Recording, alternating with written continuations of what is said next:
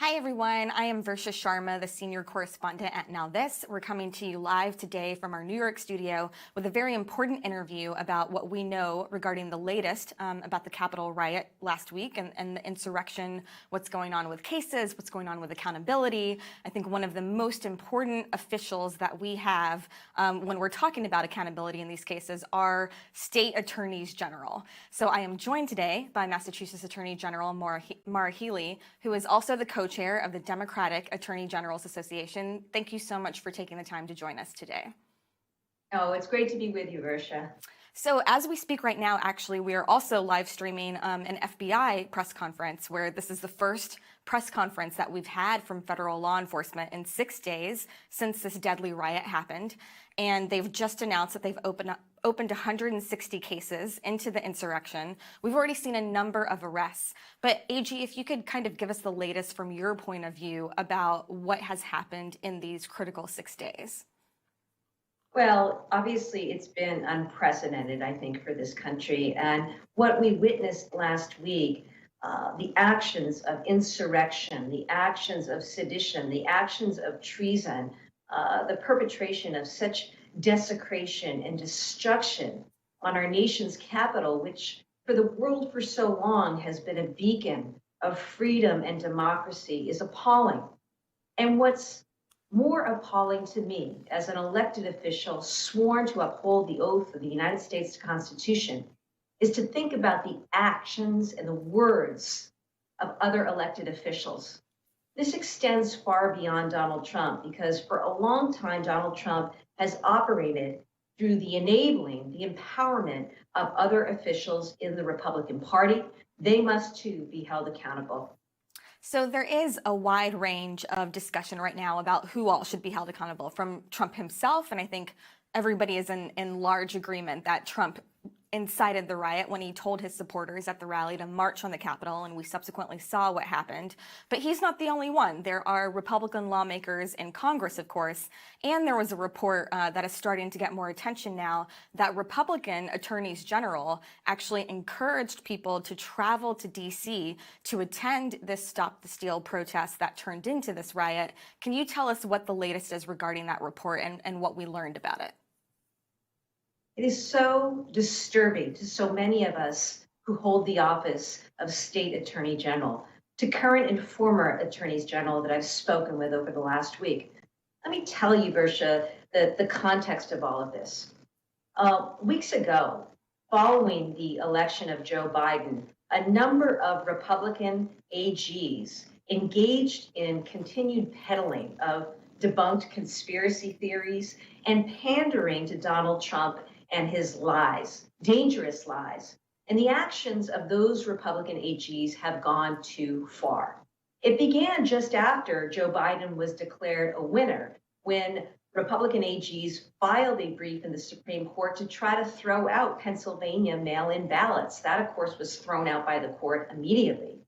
Shortly thereafter, Texas Attorney General Ken Paxton, who, by the way, is currently under indictment himself and the subject of an additional federal investigation, filed a lawsuit in the Supreme Court, joined by 17 other Republican AGs, that sought to challenge and throw out the votes of 4 battleground states, alleging frivolous, unconstitutional challenges. That was laughed out of the courtroom by judges and legal scholars alike. And then last week, the Republican AGs Association, through its organization, the Rule of Law Defense Fund, paid for and helped sponsor the March to Save America, which was the rally, the pre-rally, at which Republican Attorney General Ken Paxton spoke to the crowd, exhorting them to storm the Capitol. Of course, he was joined by former Missouri Attorney General, now Senator Josh Healey, who has been leading the effort in Congress to undermine the election. This is so serious, and the fact that elected officials, no less than state attorneys general, have been engaged in these efforts is really disturbing. It is wrong, and there must be a reckoning in that party and in that organization.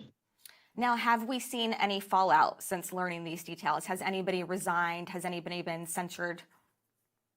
Well, what we've seen is a lot of backpedaling by the Republican AGs who are in leadership in that organization. They, of course, fired the executive director and are placing the blame on him without taking any ownership for what actually transpired. This is on them. It is their organization and their people who engaged in this effort and actual Republican AGs who were part of this. Because remember, too, Versha, right after they filed that brief in the Supreme Court, the frivolous complaint to try to throw out the ballots of not individuals in their state, but in 4 other states. They then flew to DC and met with Trump in the White House, congratulating themselves. So this has all been part of a conspiracy, a coordinated, concerted effort to once again pander to Donald Trump's dangerous lies. But if you are acting as the chief law enforcement officer of your state, you have an obligation to the law, you have an obligation to the Constitution, and these individuals and these Republican AGs have fallen short. Now, it's not all Republican AGs, because I commend the men and women in their ranks who chose not to go down this unlawful, unprecedented route. But unfortunately, it's the majority, and they have to be held accountable. You've also seen corporations step forward, right? In the wake of this, I think horrified to know that monies were spent, donations made to RAGA, the Republican AGs Association, that were then later used to pay for that very robocall that encouraged these extremists, these insurrectionists, to gather and storm our nation's capital. So it's obviously caused a lot of consternation, to put it mildly. People are angry. Now, you've been tracking this, and I think the Dem AGs Association has been tracking this for some time. This is not something that just started last week. It's not even something that started on November 7th when Biden was officially declared the president-elect and winner of the election. For months and months beforehand, even since 2016, President Trump has been telling lies about voter fraud, election, illegitimate votes that he's been calling. And Republicans, as you've pointed out, both at the state level and in Congress have been enabling him. So knowing that, were you surprised by what you saw last week? In some ways, sadly, no, because what is the answer to the question about where this was going, right? If you continue to push out into the airwaves, push out into the dialogue, false, misleading information, dangerous lies, conspiracy theories, if you continue then to have that amplified by elected officials, including Republican AGs, what do people think is going to happen?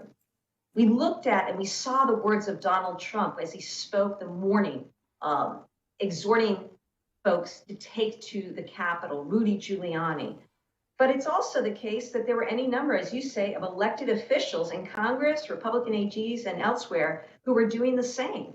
You know, words have consequences. We've seen that through history.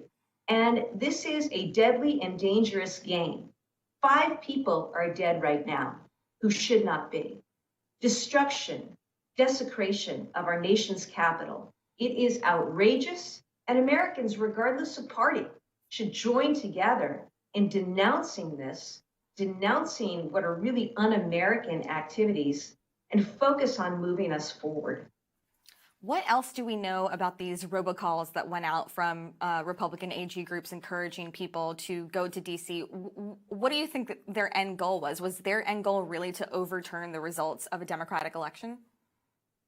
Well, apparently so. I mean, they did that a few weeks ago in the Supreme Court by filing a complaint trying to nullify the votes of 4 battleground states. They did that a few weeks before that when they sought to take away mail-in votes in the Commonwealth of Pennsylvania. This has been the game plan, whether it's been to further pander to Donald Trump, who they perceive to be the leader and the route to more political power, or, you know, I can't imagine as lawyers, they actually believe that.